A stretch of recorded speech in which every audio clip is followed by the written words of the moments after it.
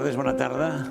En tot cas, benvinguts en aquesta segona sessió d'aquest cicle de xerrades sobre el tema alimentació i el tema d'agricultura. I anirem fent, per perfil de la gent que ens acompanya avui a la taula, català-castellà, perquè em sembla que hi ha gent que ve d'altres indrets de l'estat espanyol, per tant, m'han demanat, i jo el que els he dit és que la gent se senti còmode i xerri el que millor se pugui expressar. Ho dic com a context i, per tant, des d'aquest punt de vista, feel free.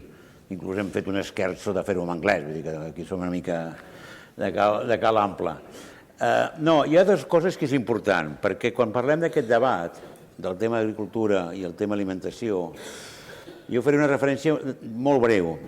Per què aquest debat? I en aquest moment, 1. Tenim 7.000 milions d'habitants en el planeta i els propers 30 anys podem passar a ser 10.000. Aquesta és la progressió demogràfica. I per tant hem de proveir queviures, que es diria, hem de proveir aliments a una població que fins ara no havíem contemplat. Però amb 2 o 3 elements de context. 1. Com ho fem? D'on traguem la matèria prima? També sabent que hi ha uns reptes de sostenibilitat, hi ha un tema d'habilitat del medi ambient, a l'aigua ja sabem què està passant, etc. Aquest seria el context, o un possible context de fons, o un possible fil conductor. Hi ha una paraula que està sortint darrerament, que és la paraula food tech. Per tant, és els aliments i la tecnologia. Ho dic també com a segon fil conductor. Hi ha 4 persones que breument els aniré presentant.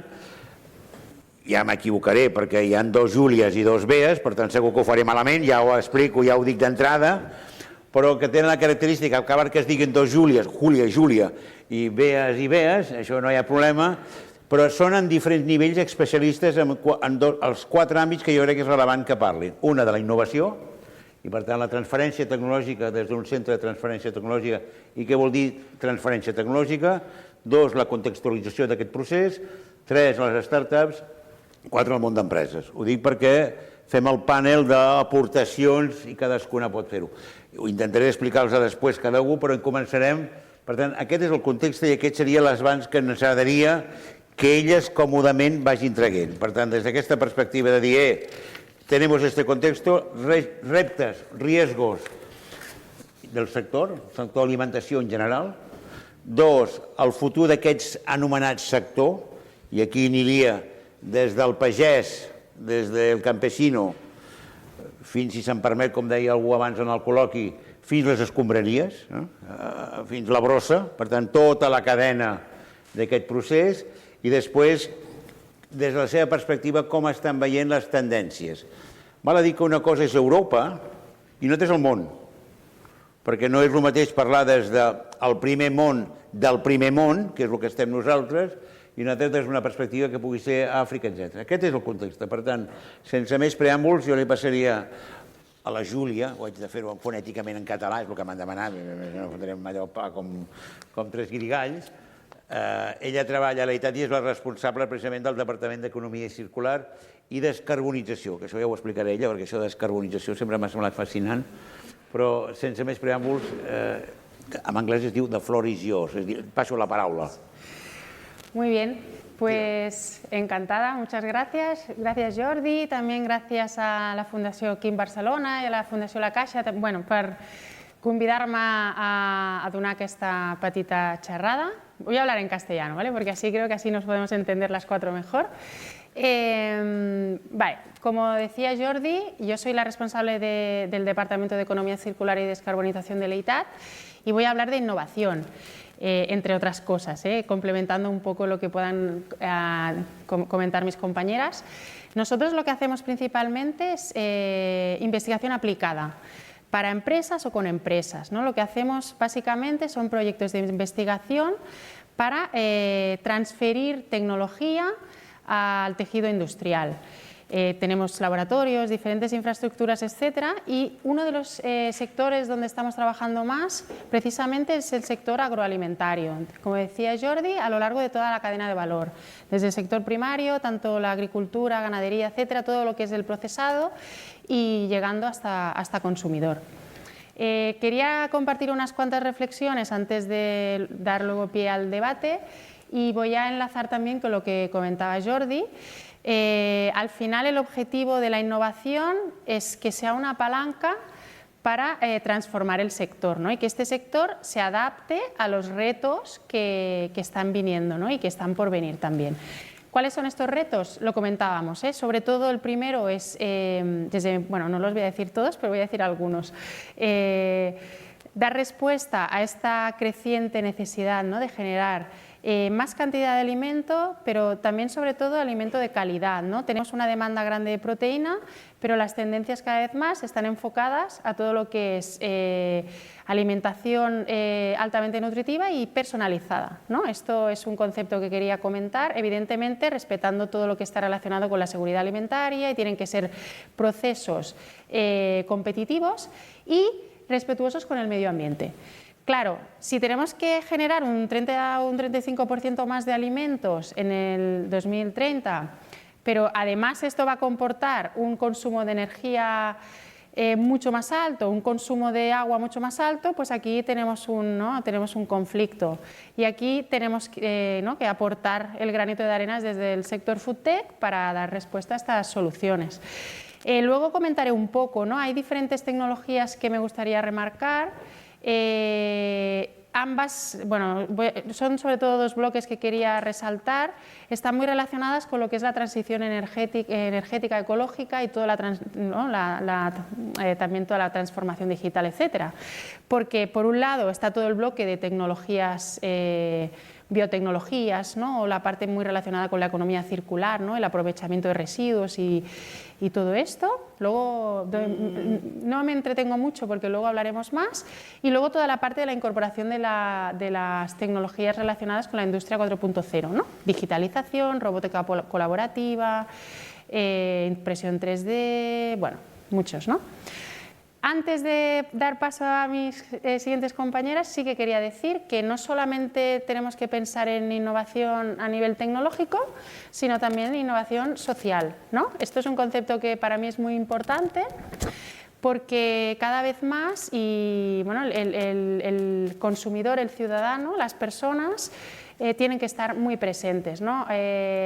Ahora se habla incluso de la industria 5.0, donde se dice que las personas están en el centro, ¿no? Y la tecnología sola no sirve de nada si no es compatible con las personas, etcétera, ¿no? Y este concepto también lo quería introducir. Y por último, quería hablar, bueno, he hablado de innovación. Para mí otra de las palabras claves hoy es la parte de realizar estas estrategias o esta innovación de forma colaborativa.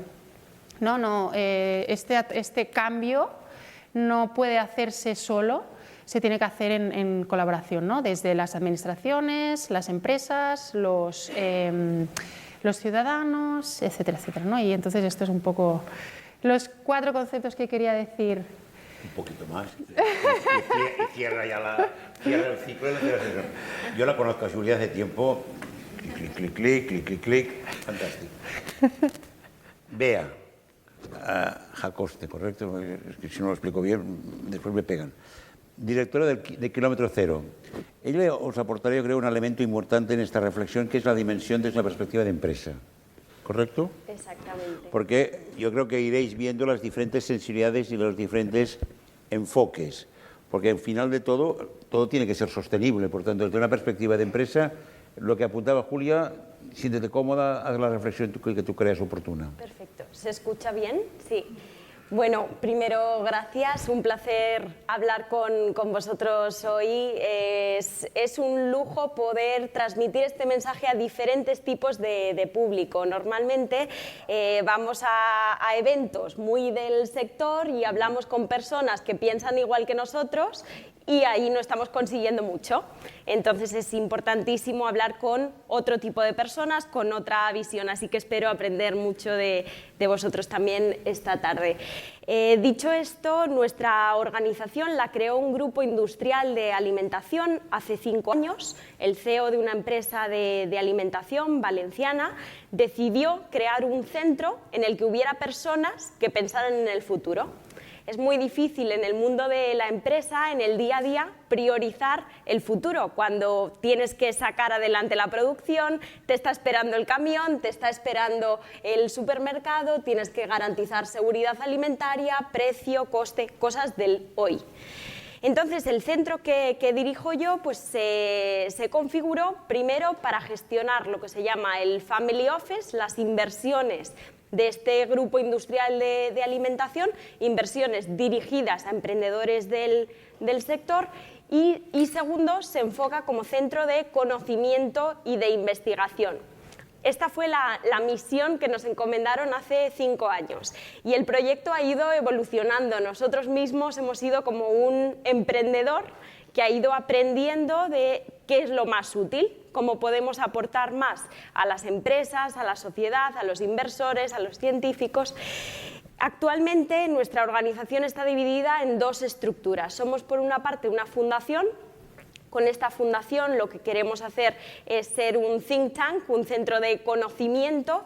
Si nos habían encomendado la misión de invertir en emprendedores del sector, tenemos que saber muy bien en qué emprendedores hay que invertir, en qué merece la pena crear y fomentar ese futuro, ¿no? Porque creemos que el futuro no existe y que dependiendo de dónde pongamos nuestros esfuerzos, nuestras inversiones, nuestro tiempo, pues ese será el futuro hacia el que nos encaminemos.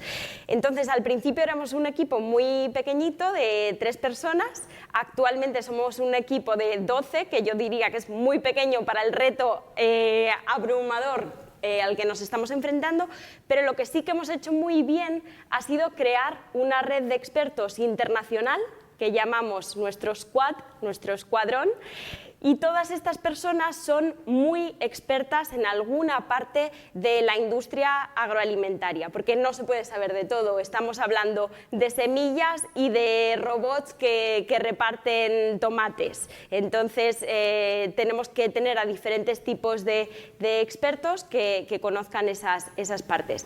En la Fundación consideramos que es también muy importante la educación de las próximas generaciones.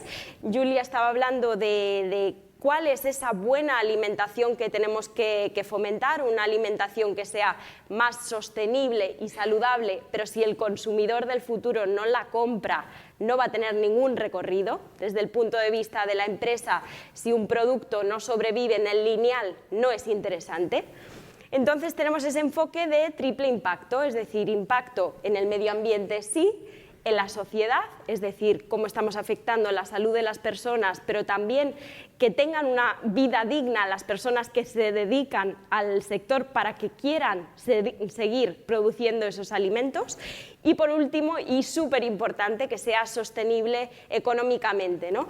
Y esto es algo con lo que todavía estamos pues, aprendiendo y cada vez hay más inversores de impacto, inversores a los que no solo les interesa el componente de rendimiento, rentabilidad, sino que les interesan todos estos factores, externalidades que provoca nuestro sector, pero aún es súper complicado, porque si un producto no puede sobrevivir en el mercado porque es demasiado caro, si no se sostiene, pues no vamos a conseguir ese impacto positivo en el mundo. Entonces hemos creado un programa en el que trabajamos con empresas. En un primer momento, como os comentaba, era con una empresa industrial de alimentación que se dedica a industrias muy maduras como el sector de la carne o platos elaborados en pues, el principal supermercado de España. Y se han ido uniendo otras empresas que representan a sectores estratégicos de la cadena, como son el sector lácteo, cervecero, de ingredientes, de envases, etcétera, para poder atender también a sus necesidades. Después lo intentarem relligar. No, yo creo que está bien porque desde una perspectiva... Me he enrollado mucho, ¿no? No. Pero ya os cortaré, no os preocupéis.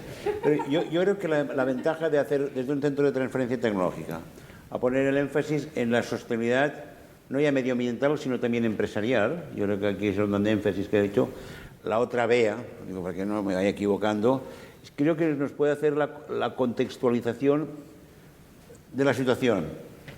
Yo le enganché un libro que se llama Food Tech que es la provocona intelectual de este espacio que hemos montado hoy. Por tanto, yo creo que ella me pedía poder contextualizar qué quiere decir la palabra foodtech. Muy bien. No he oído mal en el previo que a veces se hacen estas sesiones. Bueno, pues por tanto, que se dice, the floor again is yours. Ok. Pues mira, si te parece, ya que me has dicho provocadora, voy a empezar con una pregunta para la audiencia. ¿Alguien sabe lo que es un momento Gutenberg? Gutenberg sí nos suena, ¿no? ¿Qué pasó cuando se inventó la imprenta? Bueno, un antes y un después, ¿no? Cambió completamente, podemos decir que la historia de la humanidad, ¿no? Fue un momento absolutamente disruptivo que generó un cambio que dejó obsoleto lo anterior, ¿no? Eso es lo que hablamos cuando hablamos de disrupción, hablamos de todo esto, ¿no? Y fijaros que fue simplemente una tecnología, la imprenta, la que provocó esto. Bueno, pues nos encontramos ahora mismo en un momento en el que hay al menos 20 tecnologías diferentes, como mínimo, que solas, cada una de ellas, sería capaz de crear un momento Gutenberg, es decir, un momento que cambia la historia de la humanidad, que supone una disrupción, que es un antes y un después, que deja obsoleto lo anterior. Cada una de esas tecnologías, estamos hablando de la inteligencia artificial, ingeniería genética, muchísimas de estas tecnologías que estamos acostumbrados a oír cada vez, estar más familiarizados con ellas, ¿no? Pero es que la característica que tenemos ahora en este momento más importante es que estas tecnologías no vienen solas. Hay una convergencia tecnológica que lo que hace es que se retroalimenten entre sí y lo que están es generando una aceleración de la innovación a un ritmo que jamás habíamos visto en la historia, generando unos cambios disruptivos y unas transformaciones de las industrias como digo, que no habíamos visto hasta ahora, ¿no? Y puedo poner un ejemplo. ChatGPT, la versión que, digamos, se ha hecho popular, yo creo que estaba en octubre o noviembre del año pasado, empezábamos a hablar de ella. Y ahora lo que estamos oyendo es que los creadores de esta tecnología están diciendo, quietos parados que no sabemos a dónde vamos. O sea, no ha pasado ni un año desde que esto se ha puesto en marcha y ya los propios creadores están diciendo, oye, que es que no sabemos a dónde vamos, ¿no? Entonces, esta convergencia lo que está haciendo es un efecto que es una aceleración en la innovación. Y antes decía Bea, mi tocaya, decía que el futuro no existe. Lo que ocurre es que el futuro va mucho más rápido de lo que pensábamos. Y al final la mejor forma de anticipar ese futuro o de adivinar cuál va a ser ese futuro es crearlo nosotros mismos. Entonces nos encontramos con una estirpe de emprendedores, de innovadores que dentro del mundo de la alimentación han tomado este mensaje y han dicho, bueno, ¿qué podemos hacer? ¿Cómo podemos aprovechar esas tecnologías que están viniendo y que están convergiendo para resolver algunos de esos problemas que hablábamos antes, de salud, de sostenibilidad, etcétera, etcétera? Entonces ahí es donde nos encontramos con ese concepto que hablabas, Jordi, del foodtech, que a mí me gusta definir o me gusta proponer una definición que es bastante amplia, pero que engloba muchas de esas cosas que habéis dicho, ¿no? El primero es ese concepto de ecosistema. No son solamente las startups, no son solamente los emprendedores, y tú lo decías antes, Julia, aquí hay que colaborar, ¿no? No es solamente la industria alimentaria, sino que son toda una serie de actores entre los que se encuentran, por ejemplo, decías Bea también, los inversores de impacto, por ejemplo, en el fondo en el que estoy yo, que se define como un inversor de impacto. Y luego también es importante, me parece, hablar de toda la cadena de valor alimentaria que empieza en el campo, y cuando digo en el campo digo en el suelo mismo. No nos olvidemos que el suelo es el sitio de donde nacen los alimentos, de donde nace todo, porque hasta los animales se alimentan de lo que nace en el suelo. Entonces, quizás no habíamos prestado suficiente atención en su momento al suelo y ahora se le está prestando mucha atención y se están utilizando tecnologías no solo para diagnosticar el nivel de salud del suelo, sino también para tratarlo y para pues cuidar esa salud del suelo, ¿no? Y a mí me gusta decir que llega hasta el cubo de la basura, porque el 30% de los alimentos que tanto esfuerzo nos cuesta producir nunca van a acabar en la barriga de nadie, nunca van a alimentar a nadie ni van a nutrir a nadie. Y esto no solamente es un drama humanitario, sabiendo que casi el 10% de la población está sufriendo hambre y malnutrición, sino que es un trillón de euros lo que estamos tirando a la basura, y hablo de un trillón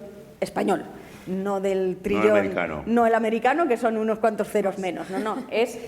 O sea, si no solamente es un drama humano, al que no le importa el drama humano, que le importe el dinero, ¿no?, que estamos tirando. Y eso significa todo el agua, todo el esfuerzo, toda la energía, todos los alimentos, todos los insumos que se han utilizado para crear esos alimentos. Entonces, en cada uno de esos segmentos de la cadena de valor, la tecnología puede ayudar a crear, y esta es otra parte importante de la definición de FoodTech, no solamente productos nuevos, que a veces nos centramos solo en los productos, sino servicios, y también modelos de negocio, porque a veces la innovación no viene tanto en un producto en sí mismo, sino en cómo generamos un nuevo modelo de negocio, una nueva forma de comercializarlo o cómo lo rodeamos, ¿no? Entonces, bueno, pues que no nos quedemos solo con esa idea de que la innovación o el FoodTech viene solo de nuevos productos, sino también servicios y modelos de negocio. Pero al final, y lo dejo al final, pero no por ser lo menos importante, sino más importante, que al final tiene que haber un propósito. Y ese propósito es crear un sistema de alimentación que sea más seguro en el sentido de seguridad de acceso, seguro por supuesto también de que no nos contamine, accesible, saludable, rentable para aquellos los que están trabajando ahí, tú lo decías antes, les tiene que compensar quienes nos están produciendo los alimentos, sostenible, no sé si lo he dicho, pero luego que no nos olvidemos también, sabroso.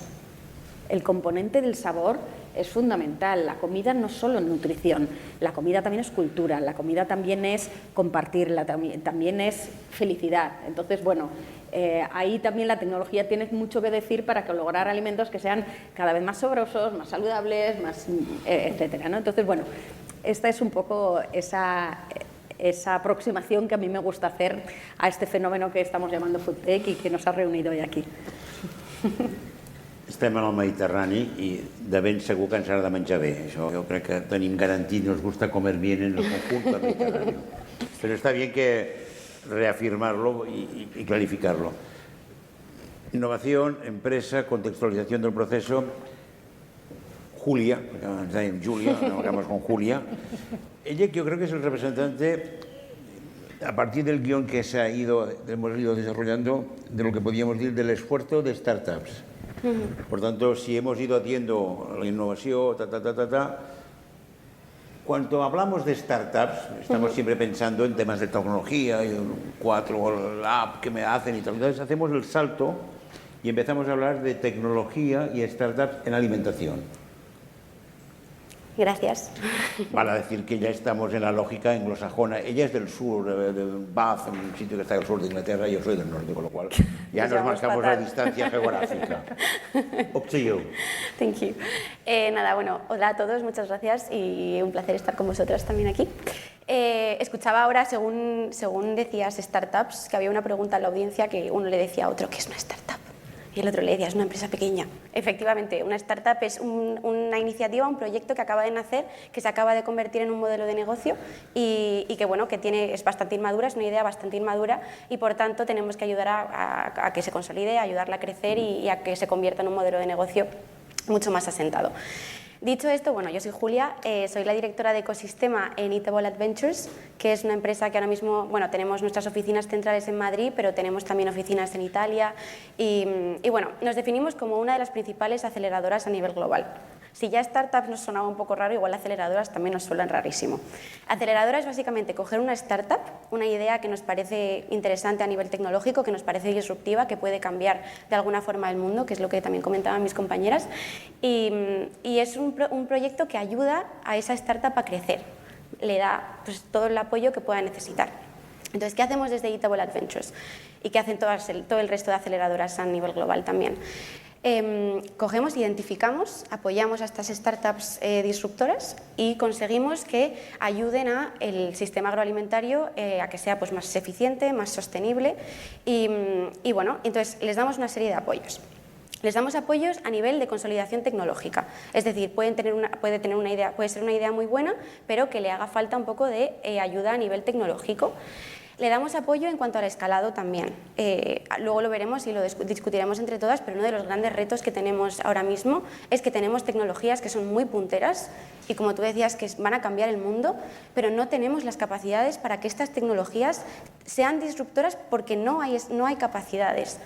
El otro día leía que necesitamos en 10 billones de toneladas, necesitamos 10 billones de litros en cuanto a capacidad de bioreactores para que todas las proteínas que vamos a generar de maneras alternativas, necesitamos 10 billones. Ahora mismo hay 61 millones de litros, de los cuales solo 10 millones están libres y de los cuales 2 millones solo están abiertos para el sistema agroalimentario. Es decir, vamos a tener que innovar en cuanto a capacidades, en cuanto al escalado, en cuanto a cómo vamos a lograr que estas proteínas alternativas crezcan y se consoliden. Y luego, además, hay un aspecto muy importante y también nos encontramos con este reto, y es que el consumidor, si hablamos de proteínas alternativas, nosotras porque somos unas frikis del mundo food tech, pero sí que es verdad que el consumidor a pie de calle puede no saber lo que es una proteína alternativa, puede sentir un cierto rechazo hacia la fermentación de precisión o hacia la carne cultivada o hacia la agricultura molecular, cosas rarísimas, ¿no? Me gustaba lo que decía Beatriz antes, y es que generalmente cuando damos estas ponencias las damos ante gente que nos dice a todo que sí, y que dice que sí, que la agricultura molecular va a cambiar el mundo, o que la carne cultivada es mucho más sostenible y que por tanto tenemos que defenderla, o que la fermentación de precisión va a conseguir reemplazar al huevo. Pero ¿qué es lo que opinan los consumidores? ¿Qué opina el pie de la calle? ¿Qué opina la gente? Al final, también tenemos que hacer entre todos un esfuerzo con esto y tenemos que ver cómo vamos a conseguir que el consumidor final adopte estas nuevas tecnologías, porque sin ellos no vamos a poder llegar a ningún sitio, ¿no? Y luego también me gustaría hacer una reflexión y luego también profundizar con vosotras sobre ello, y es también el papel que tienen los gobiernos en cuanto a, de alguna forma, hacer que estas ideas trasciendan y se conviertan en proyectos rentables y viables, ¿no? ¿Qué pueden hacer los gobiernos para apoyar a estas startups? Y luego, para terminar, me gustaría decir que no podemos apoyar a las startups sin el ecosistema, sin lo que comentabas tú antes. Necesitamos colaboración transdisciplinar, es decir, entre varias disciplinas, pero también necesitamos colaboración entre continentes, entre países, entre personas. Necesitamos alianzas, necesitamos que las universidades hablen con los centros de investigación, que los centros de investigación hablen con las personas que se encargan de proteger de la propiedad intelectual. Necesitamos hablar también con gobiernos, necesitamos hablar con expertos del food tech, necesitamos hablar con empresas. Sin colaboración, este sector no va a ir a ningún sitio. Entonces, me gustaría también hacer esta reflexión, ¿no? que en el sector de las startups el mayor apoyo que les podemos brindar es transdisciplinar. Tenemos que buscar un ecosistema sólido que pueda apoyarlas a crecer. Entonces, bueno, esta es mi reflexión. Y ya está. Després d'haver oído d'haver escoltat aquest panel en diferents enfocaments, la pregunta que jo us formularia quasi comú a les quatre, des de la perspectiva que cada un ha anat parlant, si haguéssiu de dir, per tant, en la línia que plantejeu vosaltres dues de contextualitzar, prioritzar, quina seria la prioritat? És a dir, jo estic fent transferència tecnològica, jo estic mirant les empreses, jo estic fent aquest procés, les startups, pero tengo un tiempo finito y unos recursos finitos. ¿Cuál sería tu primer audiencia que decías? Porque la gente aquí puede estar convencida o no, pero si hay que convencer a alguien para hacer algo, ¿qué sería ese empezar? Hecho el diagnóstico que podemos compartir todos. Los niños. ¿Por qué? Yo creo que un euro invertido en un niño es un euro invertido mucho mejor que en un adulto, porque es mucho más fácil de convencer, no tiene tantos prejuicios, ¿no? Pero cuando dices un niño, la educación, la escuela, la lo que formación. comentabas antes, sobre todo. Pero ahora, continuando tirando de este hilo, yo creo que todos podemos compartir intuitivamente este hilo, pero vosotros habéis dicho muchas veces y habéis puesto énfasis en el consumidor. ¿Cómo hacemos que ese joven, ese niño, vaya condicionando toda la cadena de valor? ¿Sobre qué ejemplos, sobre qué bases, sobre qué elementos? Bueno, incluso cruzando vosotros, yo voy lanzando los temas. Sí.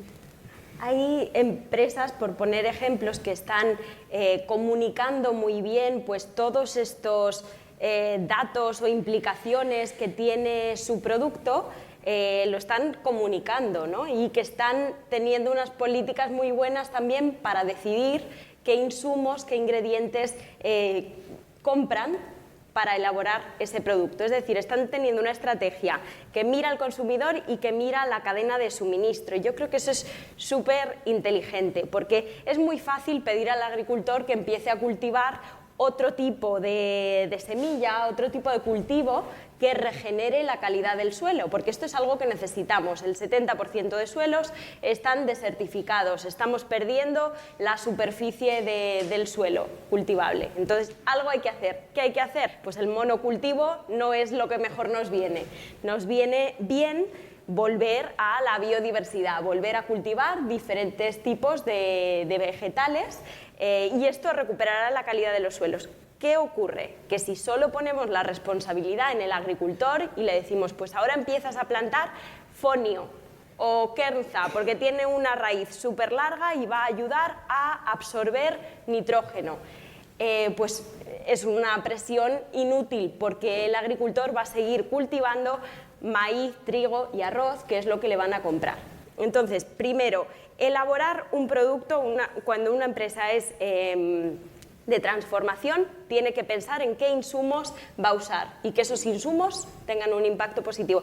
Y luego comunicar este valor añadido al cliente final. Y hay empresas que lo están haciendo. Hay una cerveza de la marca Patagonia, que a lo mejor algunos conoceréis, que es empresa normalmente de ropa, y que tienen una línea de alimentos, y esta cerveza pues usa, en lugar de cebada, un cultivo que tiene la raíz muy larga y que sirve para esa regeneración de suelo, y se llama Long Root Ale, o sea, ale de raíz larga, ¿no?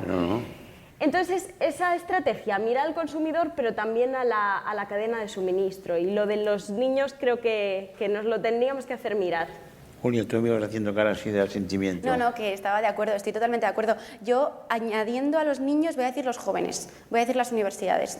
El interés que tienen los chavales de 18, 19, 20, 21, 22 años en periodo lectivo, cuando ya tienen más claro lo que quieren y empiezan a investigar y empiezan a generar proyectos disruptivos, me parece que ahí es un momento crucial, lo hablábamos antes de entrar además, que es un momento en el cual hay muchísima innovación, hay muchísima inteligencia y muchísimas ganas. Los jóvenes de esa edad son una esponja, absorben y quieren cambiar el mundo, y además están convencidos de que pueden hacerlo, y yo creo que también es un momento clave, y a nivel innovación hay que buscar cómo apoyamos los proyectos universitarios, ¿no? para que estas nuevas tecnologías de verdad puedan desarrollarse. Yo voy a poner el foco un poco más en otro lugar de la cadena, ¿no? Y hablando ahora desde el punto de vista como inversor, ¿no? Como inversora. Antes hablabas de los fondos de impacto, cada vez se empieza a hablar más de estos fondos de impacto, ¿no? Y yo creo que hemos sufrido o vivido a lo largo de los últimos años pues unas evoluciones.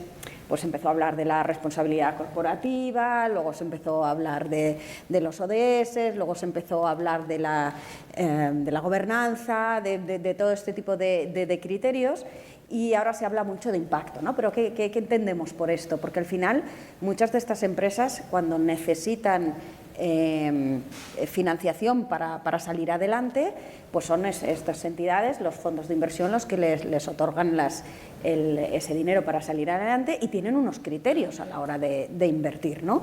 Entonces, el hecho de que estén surgiendo fondos de inversión que están apostando por el impacto, es decir, por empresas que no, además de su actividad, tienen acciones sociales, que no, además de su actividad, como consecuencia de su actividad, mira qué cosas, que ocurre algo positivo o socialmente o medioambientalmente. No, sino se trata de apoyar empresas que en su ADN está que el servicio o el producto que van a desarrollar, a la actividad que van a desarrollar, busca tener un impacto positivo. Y además, lógicamente, lo van a hacer con unos criterios de rentabilidad, porque si no el proyecto no sale para adelante. Pero que en su espinador en su ADN está esto. Que existan fondos que ya reconozcan esto, que sea lo que busquen, y que dentro de sus criterios de inversión este factor, y tengan lo que se llaman los KPIs, mirando asociados a objetivos de desarrollo sostenible específicos, y sean tan importantes esos criterios como por cuánto voy a multiplicar mi inversión, cuánto va a ser mi rentabilidad al cabo de 2, 3, 5, 10 años, y que estén a ese mismo nivel de importancia, me parece que es muy importante, porque si desde arriba quienes están financiando los proyectos no están dando importancia a eso, va a ser muy difícil que los proyectos que tienen esa importancia se financien. Así que yo creo que también está en todas estas esferas el incluir esos criterios de impacto en el ADN. Ella hacía la reflexión, empresas, fondos de inversión, startups. Entonces, desde la perspectiva de un centro de transferencia tecnológica, el cliente que tú antes mencionabas que era empresa, esas demandas que están surgiendo aquí, ¿están en la demanda de pediros ayuda y colaboración de transferencia tecnológica? Sí, o sea, no Lo digo para cerrar un poco el mismo hilo que vosotros mismas estáis desarrollando. Sí, sí. Bueno, yo quería aprovechar para añadir algo a lo de antes. Y luego... Feel free. Me ha gustado la reflexión, perdona, porque voy a volver al hilo de antes. Me ha gustado lo de los niños y lo de los jóvenes, pero yo creo que al final el tema de la formación y de que todas estas innovaciones lleguen a la sociedad, se tiene que considerar todos los segmentos, porque al final cualquier tecnología nueva, ¿no?, que implique un novel food, no sé, hablábamos de la alimentación de más proteínas, insectos, o incluso obtener ingredientes activos a partir de subproductos, ¿no?, o de que la gente tiene que aceptar estas nuevas tendencias, y es una barrera muy importante que yo creo que habría que añadir también a la reflexión que habíamos hecho antes. Ella ha hecho una pregunta cuando ha hecho la pregunta sobre el Gutenberg. Claro, vosotros vais hablando de unas palabras que a mí me encantan, pero yo le preguntaría a la gente, ¿está dispuesto a comer usted insectos? Claro, es que esto va de este palo al final.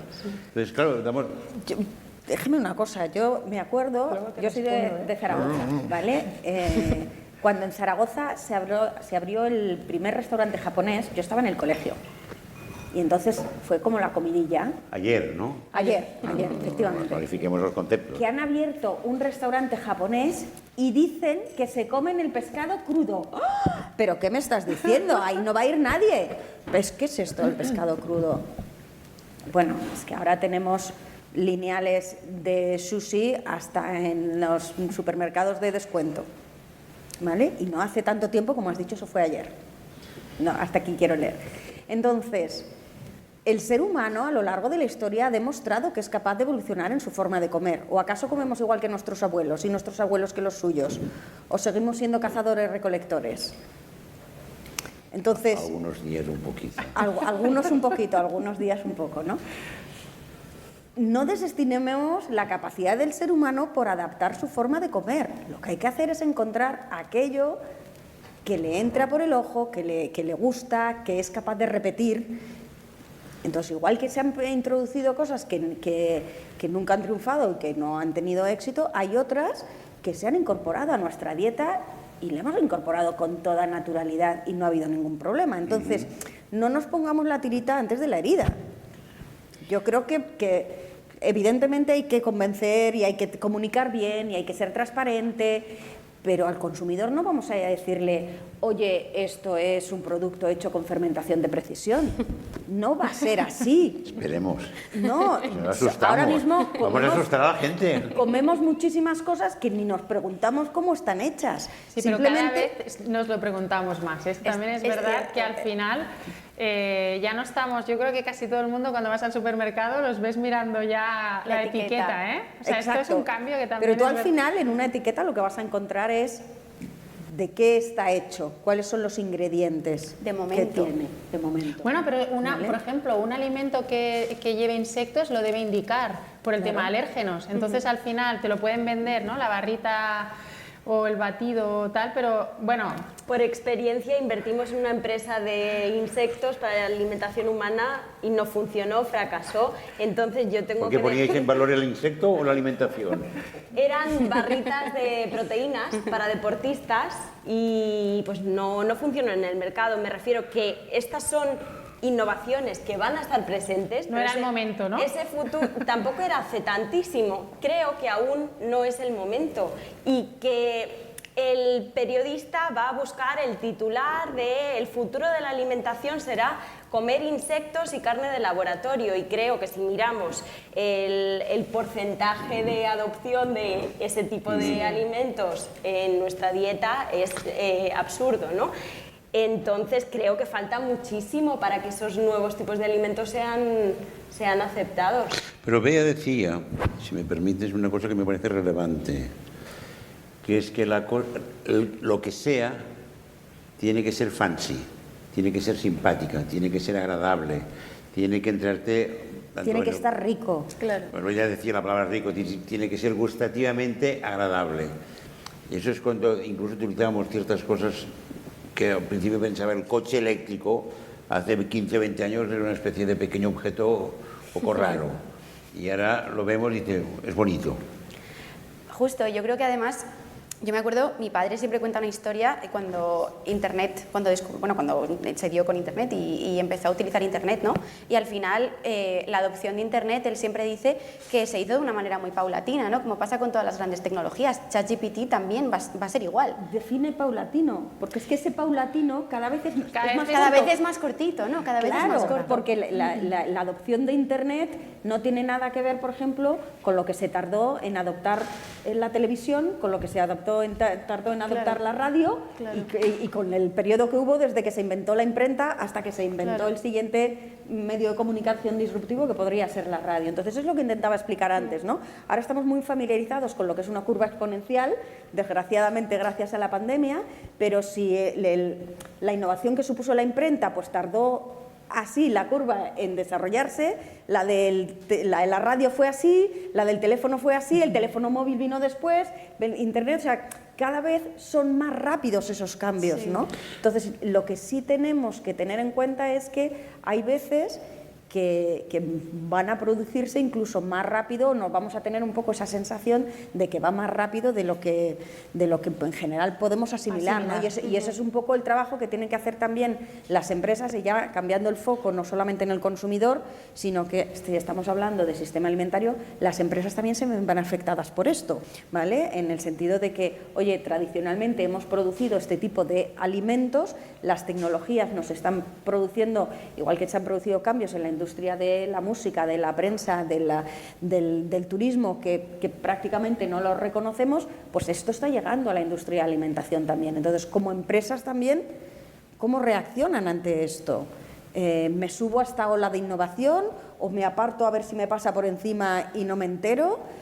Que eso nos encontramos muchas veces, esta actitud en las empresas, es decir, y tú lo notarás, Bea, que estás en una entidad que colabora con muchas empresas y con corporaciones, y verás pues diferentes posturas ante esto, ¿no? Esto no va a ocurrir nunca, por lo tanto no tengo que hacer nada al respecto, o, oye, esto parece que va a ocurrir, yo como empresa, ¿qué tengo que hacer al respecto? En ese sentido, creo que es muy importante que lleguemos a un consenso de hacia dónde nos debemos mover, porque yo no me puedo sentar delante de los directivos de mi empresa y decirles tenéis que empezar a cultivar un 20% de toda vuestra producción, tenéis que ir por ese camino. Si no hay un consenso a nivel global de qué es una dieta saludable y sostenible. En cuanto a la parte de salud, que estamos hablando sobre todo de sostenibilidad, pero salud es otro de los grandes retos del sector. No hay un consenso de qué debería estar en nuestro plato, qué es saludable.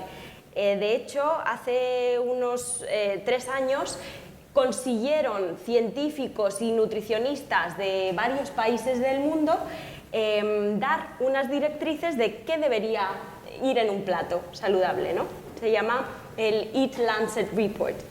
Y hace unos meses tuvieron que rectificar este informe y volver a introducir algo de proteína animal, porque habían eliminado casi toda la proteína animal, porque decían que así era una dieta planetaria y saludable. El caso es que pues actualmente dicen que faltaban nutrientes en esa dieta que recomendaban y vuelven a incorporar la dieta de proteína animal.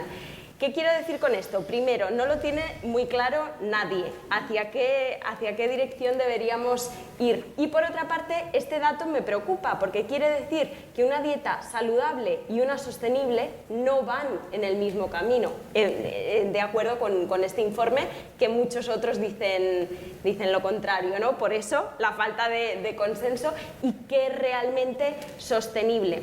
Sí que hay falta, es verdad, hay falta de consenso, pero antes lo introduje al principio. Sí que está muy claro que se busca mucho ir hacia una dieta personalizada.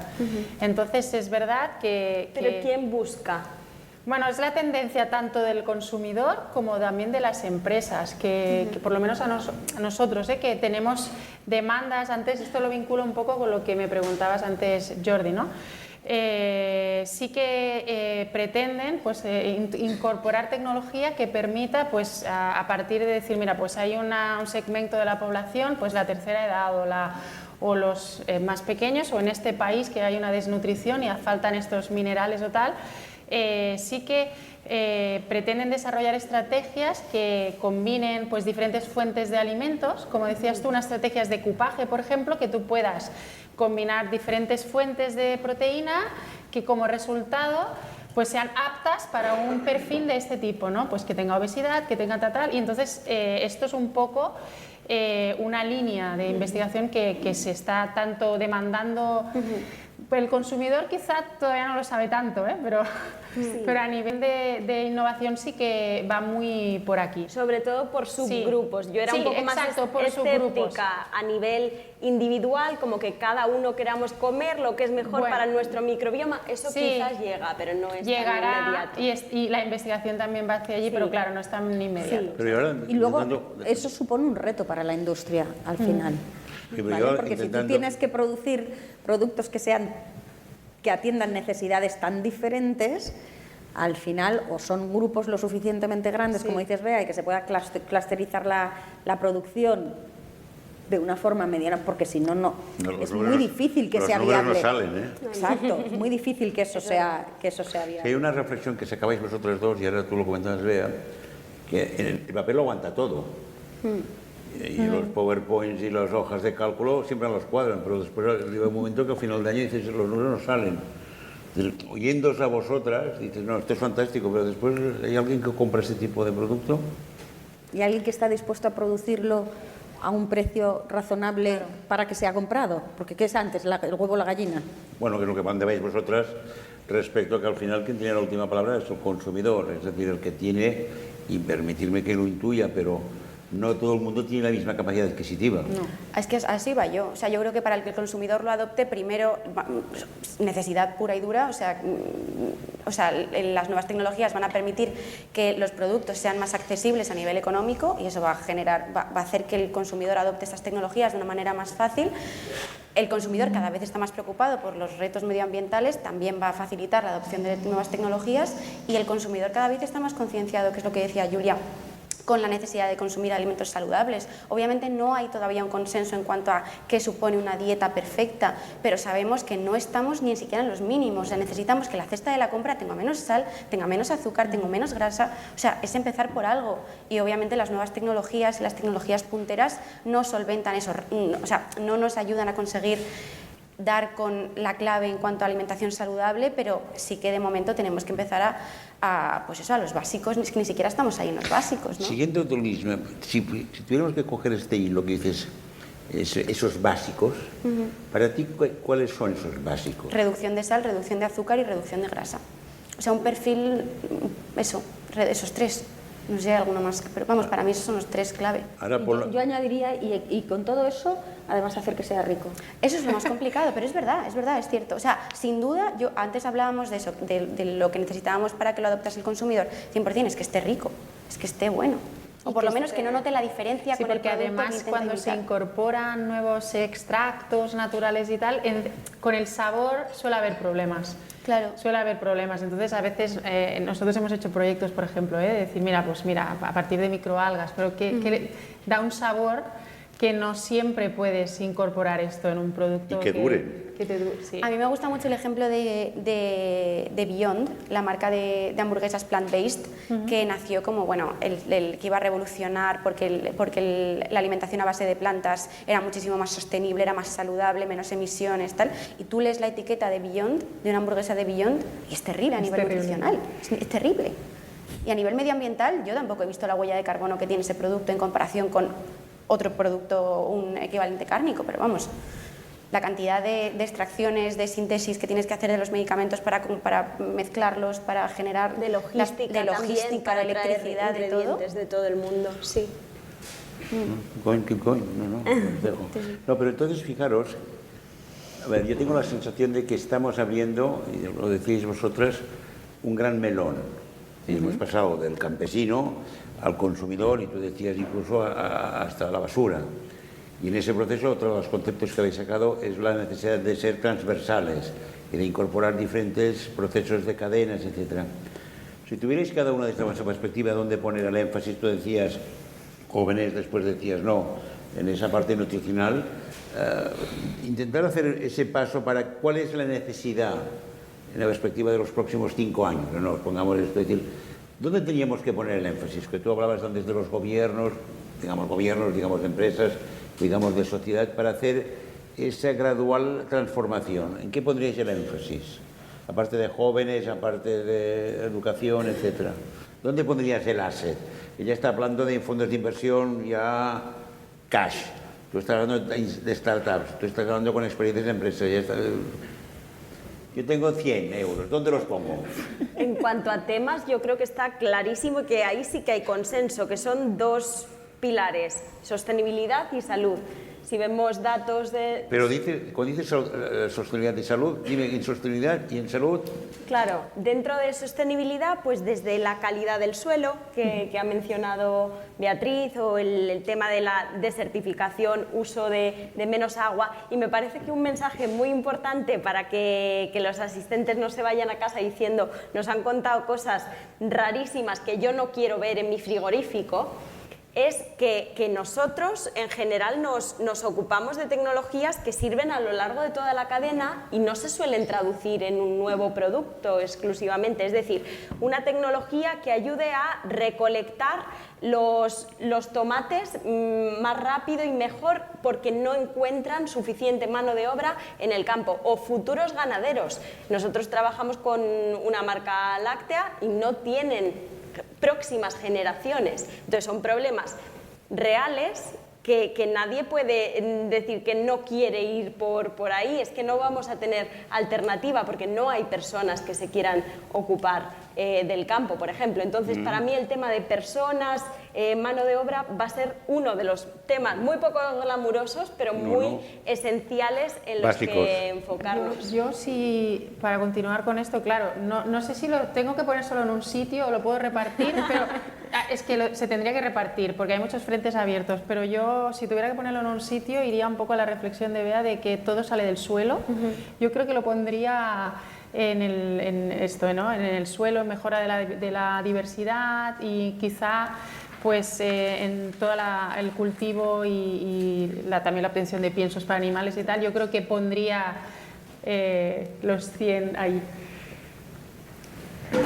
Venga, pues yo voy a salirme un poco, estando de acuerdo en lo que decís, pero... Ella vuelve a Gutenberg, ya lo veréis. Claro, pues por ahí va. Hablando de que el futuro es muy difícil de predecir y la mejor forma es crearlo, y antes hablábamos de la inteligencia artificial como esa electricidad del siglo XXI, puede ser nuestra mejor arma para predecir el futuro, para anticipar el futuro. Y hay muchas tecnologías o muchas soluciones que lo que nos están ayudando es, basadas en inteligencia artificial, a anticipar de alguna forma el futuro. Por ejemplo, una startup que lo que hace es tomar imágenes satelitales y a partir de ahí, con los algoritmos que han creado de inteligencia artificial, anticipar cuál va a ser la productividad de una cosecha. Es decir, este año o esta temporada, aquí el trigo se va a dar mejor o las espigas van a estar más engrosadas, con lo cual va a haber más trigo, aquí va a haber más problema, aquí puede ser más, con lo cual las empresas que tienen que comprar, que tienen que adquirir esas cosechas, van a tener una información mucho más fiable a la hora de tomar sus decisiones de compra, y eso puede influir con la inestabilidad que tenemos ahora de precios y todo este tipo de cosas, pues puede ayudar mucho a lograr, bueno, pues conseguir los alimentos a unos precios más razonables. Es un ejemplo.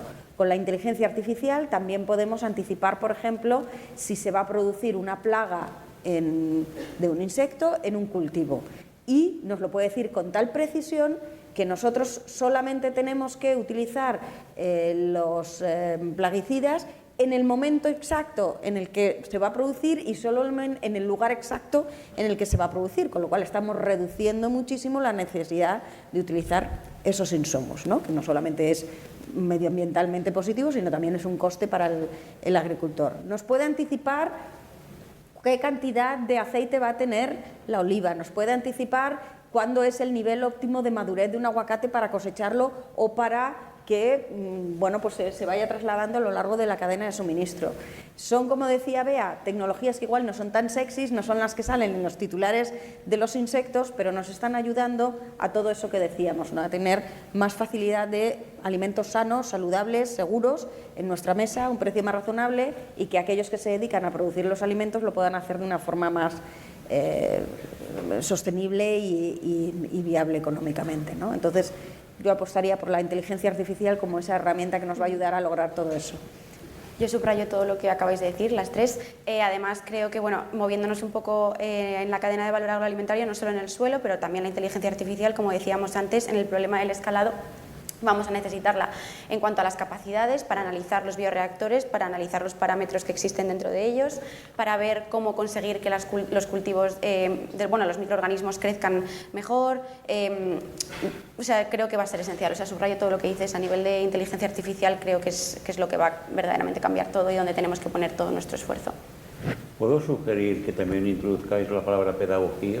Por supuesto, es lo más Porque importante. yo voy viendo alguna cara y creo que van a salir la gente corriendo, pensando esta noche, la nevera, la orina, ¿tú tiene, no tiene? Lo digo porque yo creo que compartimos todos la realidad, lo que estáis diciendo es lo que está pasando y pasará, pero como no le pongamos un poco, como dices tú, de rico, pedagógico, podemos asustar a la gente, lo digo para... Te voy a poner un ejemplo. Así me gusta. ¿Vale?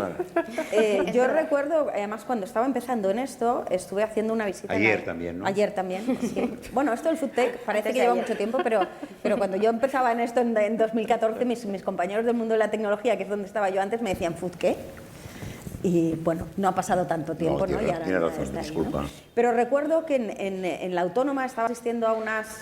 No me acuerdo por qué estaba por allí, y me contaban que en algo tan simple como esas bolsitas que compramos de lechuga, que ya viene limpia, que ya viene preparada y todo eso, el principal coste es el plástico que se utiliza, que no es cualquier plástico, tiene que tener unas características especiales para que aquello se conserve, y la atmósfera que se crea dentro de ese envase para que esas lechugas que están cortadas se conserven. Pues ahí hay muchísima investigación, muchísima ciencia y mucha tecnología detrás, que nosotros como consumidores solo decimos, ¡uy, qué guay! Venga, llegar y comer. Entonces hay veces que sí, necesitamos pedagogía, pero hay veces que lo que necesitamos es simplemente poner las cosas fáciles y poner las cosas... A nivel normativo también, que en Europa es muy, muy difícil introducir cualquiera de estas innovaciones. Reflexionando un poco, que también me ha recordado el tema de que necesitamos prolongar la vida útil de los alimentos, el tema del desperdicio.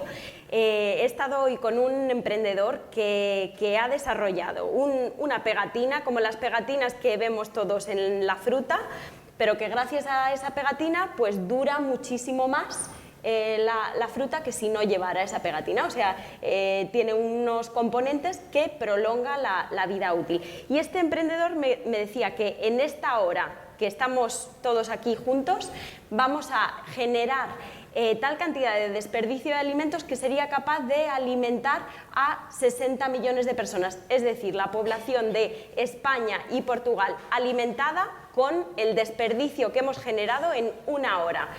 Eso es totalmente absurdo. Creo que lo estamos haciendo muy mal como industria cuando todavía hay personas que no tienen suficientes alimentos, cuando hay personas con hambre, en concreto más de 800 millones de personas en el mundo que y no están todas en África. Malnutrición. Tenemos muchas alrededor. En España vemos como los bancos de alimentos tienen unas colas absurdas, ¿no? Entonces, para mí el problema del desperdicio podría solucionar mucho estas cosas que estamos comentando. No tenemos un problema de capacidad de producción de suficientes alimentos, tenemos un problema de distribución y gestión de estos alimentos. ¿Tú qué fas el plàstic? ¿Tú cómo haces las bolsas de plástico? No Julia, con vosotros empieza todo, con la investigación. Ella empieza todo. Ella es la que hace las bolsitas, lo que pasa es que después se calla, pero la hace ella. No, bueno, yo concretamente no, pero sí que es verdad... Vale, no te veas ahí metiendo la bolsa, tampoco... No, pero sí que es verdad que con el tema de los envases de un solo uso también hay bastante debate, ¿eh? Que, bueno, no sé si toca o no toca hoy. No, o sea, el tema de los envases para mí es bastante relevante por lo de los envases a un solo uso, que yo creo que eso tendría que cambiarse desde el inicio. Y luego también es verdad que hay bastante investigación todavía mirando que en relación con la seguridad alimentaria, ¿no? Que no haya migración de algunos componentes del plástico a los alimentos, que eso también bueno, encarece, como decía Bea, ¿no? No puede ser cualquier material. Últimamente no nos llegan tampoco muchas demandas a nosotros en este sentido, ¿eh? Sí que es verdad que siempre las empresas buscan también que los envases sean eso, ¿no? Biocompostables o que pues tengan menos impacto al medio ambiente, ¿no? Es que volvemos un poco a la misma reflexión. Yo creo que tiene que haber un equilibrio entre la legislación, que hay veces que sí que es cierto que hasta que no nos ponen una legislación que nos obliga a algo, no se buscan soluciones para algo, y luego el que la ciencia esté lo suficientemente avanzada como para que realmente esa legislación se pueda cumplir de una forma adecuada, ¿no? Una pregunta, en esta perspectiva, antes tú mencionabas el tema de los gobiernos, pongamos legislación europea, etc. ¿Quién aprieta a quién? Es muy complicado. Y además lo que decías de la innovación tecnológica con respecto a los gobiernos, exactamente, ¿quién aprieta a quién, ¿no? El otro día estaba en Madrid, hubo una manifestación, bueno, el partido político da igual, pero a mí me sorprendió mucho porque uno de los claims que se hacían, una pancarta grande que había, era: te dicen que comas proteína alternativa o carnes alternativas y ellos están en su casa comiendo un chuletón. Entonces, ¿queremos que empiecen ya a hablar los gobiernos sobre proteínas alternativas y que empiecen a generar todo este debate de las nuevas formas de alimentarnos? ¿O queremos esperar? O sea, este balance que hacemos en cuanto a nivel de desarrollo tecnológico versus el que los gobiernos empiecen a hablar, me parece una reflexión interesante, ¿no? ¿Cuándo tenemos que empezar a conseguir que estos gobiernos empiecen a integrar el discurso de las proteínas alternativas o la necesidad del desarrollo tecnológico de nuevas proteínas? ¿Es ahora o tenemos que esperar? ¿O igual no es este el enfoque que tenemos que darle? ¿O la sociedad civil puede tener voz? O también, por supuesto. Lo digo porque desde una perspectiva tengo la sensación de que los gobiernos, en muchos casos y teniendo en cuenta el contexto europeo, pueden entrar más a partir de demanda social, que después veremos si se puede validar económicamente o no, que yo creo que también lo que habéis puesto de manifiesto vosotras. Pero no sé si los gobiernos abrirán este melón o será un melón que será abierto por la demanda social, por tanto, oferta-demanda, que haya una demanda que lo plantee, no lo sé, ¿eh? Ya están legislando, es decir, hay el concepto de novel food, es un nuevo alimento que hay que poner en curso, hay que decidir si entra o no entra en el mercado europeo. En concreto, la EFSA decide si entra o no entra. ¿Cómo funciona? Primero, analizan científicos si ese nuevo alimento tiene sentido y si es saludable, si es seguro, todo esto. Una vez esa comunidad científica da el ok, son los Estados miembros los que tienen que aceptarlo y en muchas ocasiones pues estos gobernantes no están preparados o tienen sus propias opiniones acerca de por qué debería o no entrar un ingrediente. Nosotros tenemos que ayudar a nuestros emprendedores al lobby, a la parte de convencer de que sus nuevos productos van a ser buenos para la comunidad europea, ¿no? Y luego trasladable a nivel cada país, ¿no? Tiene también su propia agencia, que el hecho de que esté aprobado a nivel europeo no garantiza que... Luego cada uno tiene la última palabra al final. Claro. Por ejemplo, con el plástico, España ha sido el país que ha decidido dar el primer paso en cuanto a esto del plástico de un solo uso. ¿Es una política acertada? Pues es cuestionable. ¿Por qué es cuestionable? Porque tiene muchas implicaciones. ¿Por qué usamos plástico en la industria? Porque garantiza que esos alimentos vayan a durar más tiempo mejor. Por ejemplo, me contaban unos productores en Almería que ellos normalmente mandaban el pepino a Alemania envuelto como en un plástico, que lo habréis visto en el supermercado. Esto es aparentemente súper absurdo y súper poco sostenible. Que me contaban también que el pepino es sobre todo agua, y si no lo mandan así, pues un grandísimo porcentaje llega en malas condiciones y no se puede vender. Entonces, estamos eliminando el plástico, ¿por qué? Porque queremos reducir emisiones, no queremos enterrarlo y no queremos pues, el problema y el impacto negativo de sostenibilidad, pero estamos generando un problema de desperdicio de alimentos. Entonces hay que tener mucho conocimiento a 360 de qué estamos haciendo. También es verdad que tenemos que plantearnos, ¿no? si debemos volver un poco atrás, ¿no? Y bueno, no mandar un pepino tan lejos quizá, ¿no? Y trabajar... No, lo comento porque es cierto que parece algo muy obvio, ¿no? y que es un poco desandar el camino que hemos andado, pero a nivel de muchos proyectos de investigación y las tendencias que hay actualmente, se está hablando, ¿no? de consumo local, repensar un poco los modelos de negocio, kilómetro cero. Y bueno, igual que se está hablando del concepto que a mí me sorprendió, en un debate que fui de la ciudad de los 15 minutos, que te dicen como si fuese algo súper nuevo, ¿no? Que puedas tener todos tus servicios a menos de 15 minutos en tu propia ciudad, ¿no? Y se está como intentando volver a eso, que es lo que hacían antes, ¿no?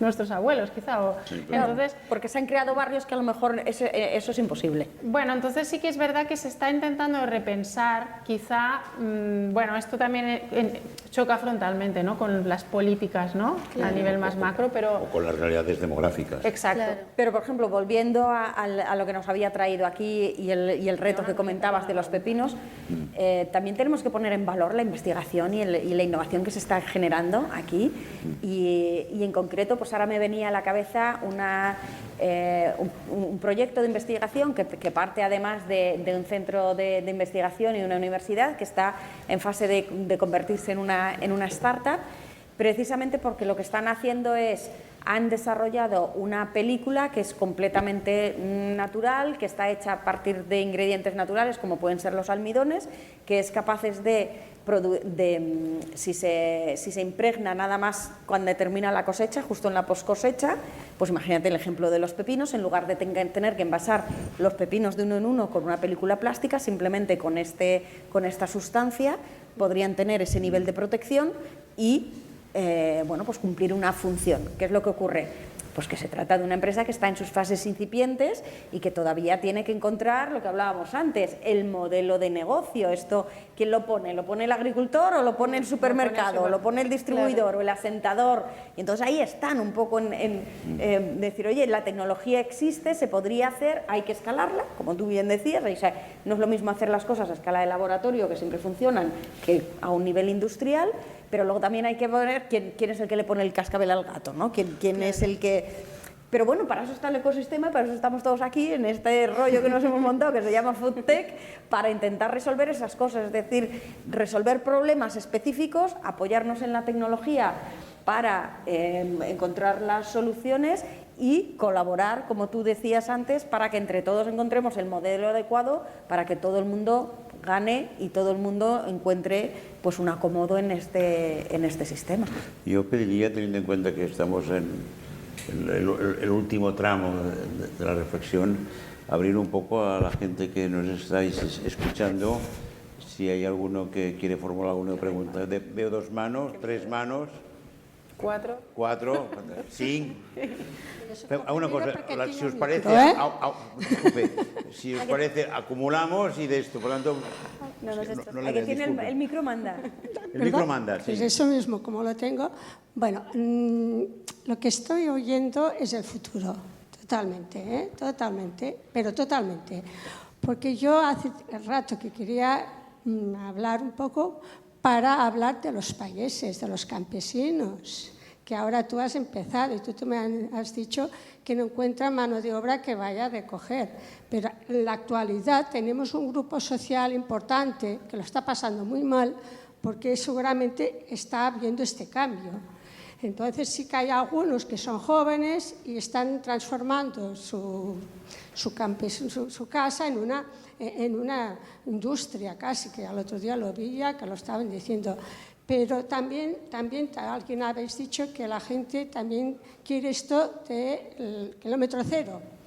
Y vosotros estáis hablando de una producción de empresa, lo que has estado diciendo tú de la artificial, esto ya se está haciendo.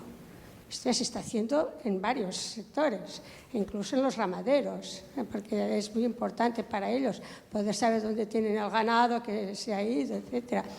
O sea que tú has dicho en 5 años, yo diría más tiempo, porque como estamos diciendo, los campesinos les cuesta un poquito, pero este es un debate, lo digo porque yo estoy organizando un congreso que es sobre el mundo rural y un debate muy importante es el sitio de la familia campesina, que están viendo que la industria que se les está comiendo y ellos no ven que los hijos, porque ellos mismos les dicen a los hijos, vete y estudia otra cosa, porque aquí esto es tremendo. O sea que hay el cambio.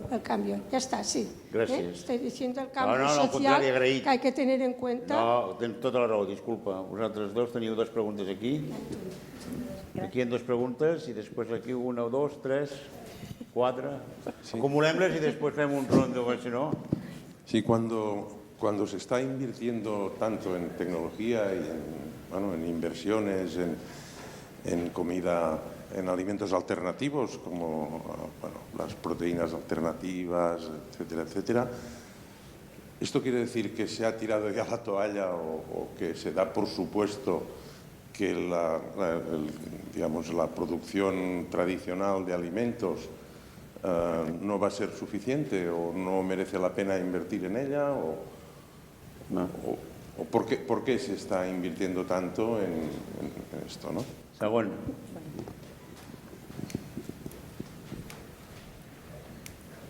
Hola, buenas tardes. Gracias por la charla. Es muy complejo lo que nos habéis estado contando, muy complejo, ¿eh? Yo empezaría diciendo, ¿qué credibilidad tienen los supermercados? ¿Tienen credibilidad? Antes habéis dicho, es importante invertir en los niños. Luego has dicho, es importante invertir en los jóvenes. ¿Por qué? Porque son más crédulos, porque son más fáciles de enredar. ¿Por qué? Porque tú entras en cualquier supermercado y hay un estudio impresionante de dónde ha de estar cada producto. Es decir, ¿dónde están los productos más que les gustan más a los niños? En la entrada, a nivel bajo, donde puedan cogerlos con facilidad. Es decir, se está invirtiendo para un poco conseguir que el cliente compre y compre lo que quiera. Es decir, ¿le importa a alguien? ¿Le importa a algún supermercado algo de lo que habéis dicho? No le importa a casi nadie. Es decir, al final tenemos que cada uno pensar en qué hemos de comer o cómo nos hemos de alimentar.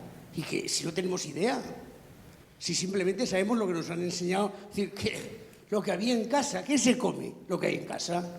Es decir, si en casa hubiera bichos, porque antes se comieran, pues se comerían bichos. Es decir, que no está esto nada. Es decir, que realmente, luego tú has hablado de, claro, de agricultura, pero no de agricultura de los pequeños, no, de macroagricultura, de los grandes estudios, de los grandes, es decir, claro, como por ejemplo, pues, que no sé, sembrar trigo en Canadá, que no tiene un clima adecuado, pero, bueno, sí, tiene agua, tiene recursos y realmente las cosechas son sorprendentes. Solo que hay que fumigarlas para que maduren. És un detall que tampoc no se lo vamos a contar a nadie. Deixem allò anar fent. Gràcies. Fem el rondo, si no ens... Gràcies. Una cosa. Has dicho que de la lechuga, de la lechuga que explicabas, yo creo que a veces la solución puede ser peor que el problema. Porque, claro, investigar para un gas que proteja a la lechuga para que no se estropee, si tiras la lechuga que se estropea, es más económico y además es abono. O sea que yo creo que todo ese mundo, lo que preguntaba él ahora del supermercado, lo mueve el beneficio. Porque yo creo que vosotras 4 sois de empresas privadas, me ha parecido. Aquí no hay nadie de empresa estatal. Estatal no, mi organización es una fundación, entonces reinvertimos todo en proyectos. Bueno. Y nosotros somos sin ánimo de lucro. Bueno, ja ho explicaran després, no? Fem el rondo i ja està. Més preguntes? Havia algun per allà baix? Sí, allà dalt. No, està bé aquesta pregunta i t'ho agraeixo. Estás tomando notas de todas. De todas, no sé ¿no? si ya has leído toda la memoria. No, ja està. Pues por favor. Clar, ja pensaré cómo lo gestionamos, no ho sé. Hola, buenas tardes. Yo tenía 2 reflexiones. La primera era, con todo lo que habéis hablado del tema del campo y el ejemplo del pepino, de que se pone en plástico para enviar, por ejemplo, a Alemania, ¿qué papel creéis que juega la agricultura vertical en esta transición, tanto de energía y sostenibilidad? Y luego, por otro lado, habéis hablado un poco de los residuos. ¿Qué nichos de mercado creéis que son interesantes para hacer como upcycling, es decir, revalorizar ese residuo para que se vuelva a poner en circulación? Molt bé, siguiente. Espera un moment, sisplau. Y ya corto y ya empezáis vosotros. ¿Sí? Sí, no, disculpa. Simplemente escuchando a las personas que preguntan, mi reflexión es quizá llegando a Gutenberg, que comunicó con esa tecnología, alguien ha pensado en cómo comunicar y cómo explicar una realidad al consumidor, porque la base de todo esto es que nos informen bien para apreciar todo lo que estáis comentando hoy. Entonces, para mí es básico esa información y esas maneras de comunicar para que alguien confíe en un supermercado, confíe en un producto o confíe en esa proteína, o el insecto es malo porque lo están vendiendo así o es bueno. Alguien lo ha explicado, no lo ha explicado nadie. Es un gobierno quien lo tiene que hacer, es una empresa, es la OMS, es quien tiene que explicar esto. Intentando hacer un resumen, porque en todo caso yo dejaría que vosotros mismos respondáis las partes que creáis más oportunas, pero había una referencia sobre el agricultor, la figura del agricultor o agricultora, hablando del campesino o campesina, es decir, hay una persona que está físicamente en un territorio. 2, hay el tema de la relación supermercado-cliente y por tanto cómo es la parte de beneficio y la parte de inversión. ¡Pum! No pasa nada. Es parte del... Esto se llama una reunión en directo. Haces una transmisión, digamos, televisiva y el directo. Entonces alguien hace un comentario, entonces llama el directo, no pasa nada. 2, después había todo el tema, la referencia que se ha hecho también de la agricultura vertical, la parte hipotética de que se esté intentando vender o se esté intentando explicar desde una perspectiva estrictamente de interés de empresa privada y por tanto la reflexión que hacíais de esto. Después los nuevos nichos vinculados al tema de residuos y el tema de la pedagogía y la información. Estos son los 4. Cada uno responde a la parte que se sienta más cómoda y por tanto dale, empieza, que tú tenías. digamos, hemos empezado así, ahora vamos al revés. Vale, a mí me gustaría centrarme en la parte de pedagogía, que me parece la reflexión, bueno, me parece una reflexión muy interesante, y en la comunicación para que haya credibilidad sobre todo lo que estamos contando, porque además hemos empezado hablando de eso, hemos empezado diciendo que nosotras éramos 4 frikis del sector, que estamos muy familiarizadas con la fermentación de precisión y con todo el mundo food tech, pero entendemos que el consumidor medio no lo entiende. Además es que es lógico. Entonces, ¿cómo, respondiendo un poco, o sea, es un debate, pero yo creo que el papel lo tenemos que liderar, o sea, tenemos que empezar las empresas. Lo que creo es que no tenemos que dejar... Lo que creo es que no tenemos que dejar que a nivel medioambiental y a nivel... O sea, no tenemos que dejar que los retos nos abrumen antes de comunicar bien todo lo que vamos a hacer. Me explico. Creo que tenemos que actuar rápido, creo que las empresas juegan un papel fundamental y yo con los jóvenes iba un poco a eso. Creo que al final... desde las universidades, en las universidades tenemos que comunicar muy bien cuáles son los grandes retos, tenemos que fomentar esta innovación, tenemos que conseguir que esta innovación salga y sobre todo creo que para comunicar de una manera idónea y para que el consumidor entienda verdaderamente lo que necesita y que comprenda que no le hace ningún mal todas estas nuevas tecnologías, necesitamos una paridad de precio, una paridad a nivel organoléptico que no le suponga un cambio respecto a los productos que tradicionalmente se han consumido en casa.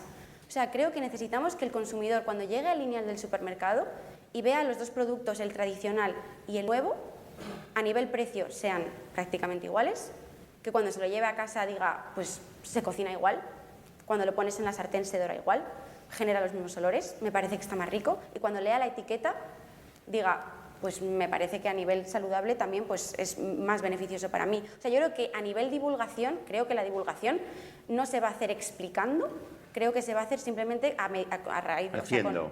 Haciendo, generando productos con paridad de precio, paridad organoléptica y que tengan un perfil nutricional y mejor a nivel sostenibilidad también. Bien. Creo que esa va a ser la labor de comunicar. Pues last but not least. Vea. Vale, ¿hemos tirado la toalla o no hemos tirado la toalla? Yo creo que el hecho de que se incorporen nuevas formas de producir alimentos no quiere decir que dejemos de producir como se habían producido anteriormente. Creo que hay 2 vías. Una es las formas en las que hemos venido produciendo tradicionalmente, ya sean artesanales o ya sean industriales, se puedan seguir haciendo de una forma cada vez pues, más eficiente, con menor impacto en el medio ambiente, que aseguremos que sea saludable, etcétera. Pero eso no quita para que esas nuevas formas de producir alimentos se incorporen y formen parte de la paleta de posibilidades que podemos ofrecerle a un consumidor y que al final sea el consumidor el que tome la decisión de qué es lo que quiere comprar, cómo lo quiere consumir, etcétera. Entonces yo creo que es sumar y no restar. Y con respecto a la pregunta que había de subproductos, por ejemplo, una de las grandes oportunidades que hay es esta técnica que hemos mencionado tanto de la fermentación de precisión, que parece algo muy raro, pero llevamos comiendo fermentados toda la vida. Entonces, pero bueno, simplemente lo hacemos con técnicas más modernas y mejoradas con estas tecnologías.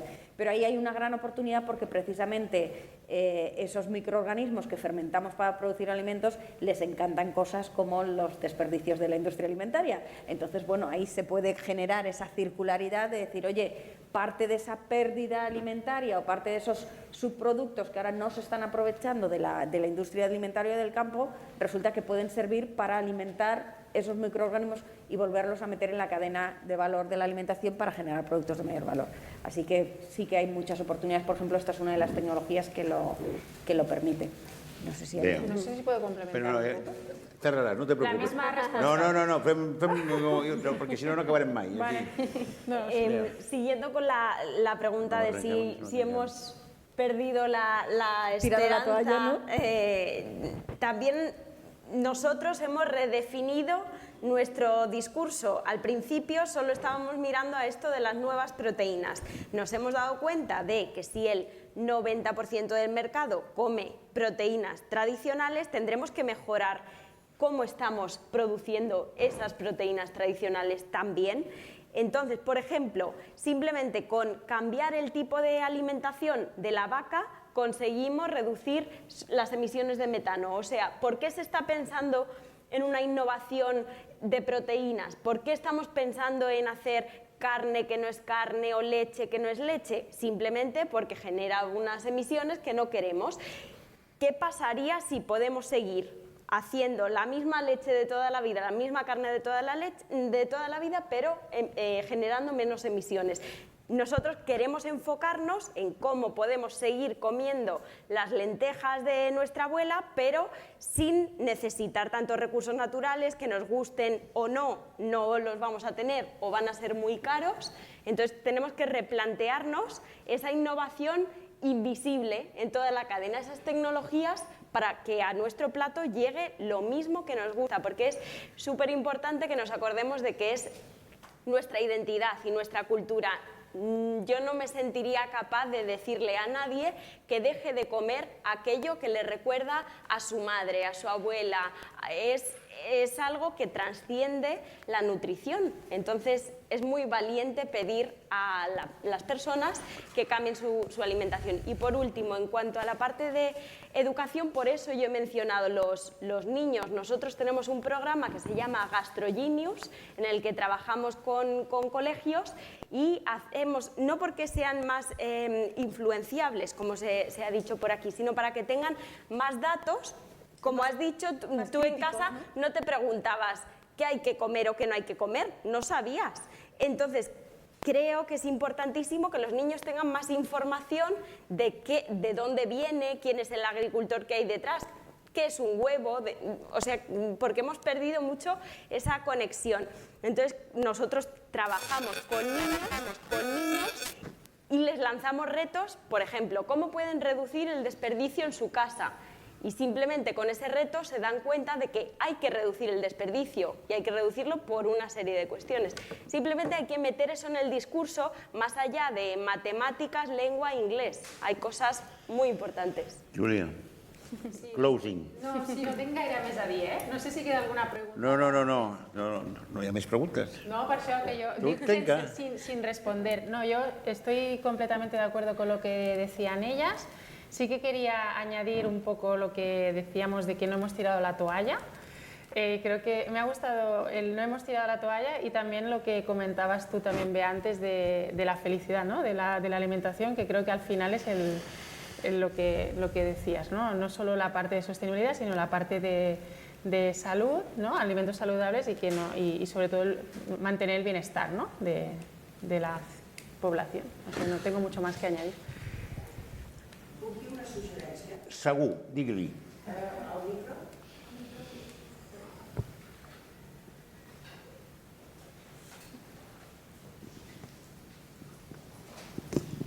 Me ha agradado molt, me ha gustado mucho todo lo que han dicho, todo lo que habéis dicho hoy. Yo tengo una sugerencia que tiene que ver con la comida de astronautas y por otro lado la comida de perros y gatos. ¿Veis el formato, ¿no? de comida de gatos y perros? O sea, no se preocupan mucho, comen bien, pero son una especie de grajeitas o de bolitas o así. Y yo creo que mi sugerencia es que en el futuro, igual, pues haciéndolo atractivo para los humanos, que esto es el problema, se podría hacer lo mismo, comida de gatos y perros, pero para humanos, con todas las proteínas, esto, lo otro, lo demás, sin sal, sin azúcar, como ha dicho por aquí. Y luego también he pensado pues, en los humanos, tipo astronautas que van al espacio con una especie también de bolitas y tal, como perros y gatos. Bueno, si podéis decirme algo, si puede ser de futuro. Bueno, en tot cas, si em permets, no reobrirem el col·loqui perquè el teníem ja tancat formalment perquè a dos quarts de 8 hem acabat. Però jo sí que crec que, tancant aquesta última reflexió, jo crec que hem dit diverses coses, s'han dit moltes coses, potser entrecreuades, entrelligades, etc. Una, la col·laboració. Jo crec que és molt important que els diferents agents que estan sentats aquí i els que esteu aquí i altres actors aprenguin a conèixer que existeixen, que a vegades no todo el mundo es consciente que existe el actor de al lado y por tanto aprender a colaborar entre actores, yo creo que parece obvio, pero no es tan obvio, por tanto yo creo que es una primera realidad. Dos, el tema de la seguridad está, y después de la pandemia es un asset que la gente ha interiorizado. Después el tema de la sostenibilidad, yo creo que también lo tenemos como asset. Pero hay otra cosa que yo creo que también habéis dicho al final varias veces. Esa transformación que queremos hacer tiene que ser sabrosa. Porque si le cambiamos mucho a la gente la parte gustativa, y en la línea que ahora planteaba la última reflexión, la gente se asusta. Y por lo tanto deseamos en esa transición, yo decía 5 años, a lo mejor son más o menos, es igual, es una referencia estrictamente indicativa, pero que esto está para quedarse seguro. Esto ha venido para quedarse seguro. Otra cosa es cómo lo vamos adaptando, y aquí el reto es hacernos un traje a nuestra medida. Yo creo que sería un poco la reflexión. Por lo tanto, yo os agradezco personalmente vuestra participación, el tono. Yo soy un poco protocolario, por lo tanto, lo protocolo y conmigo no es una secuencia que llevemos muy bien, pero a los que ya me conocen, en un tránsito, ya les dije que haríamos surfing. No sé si hemos hecho surfing, pero bueno.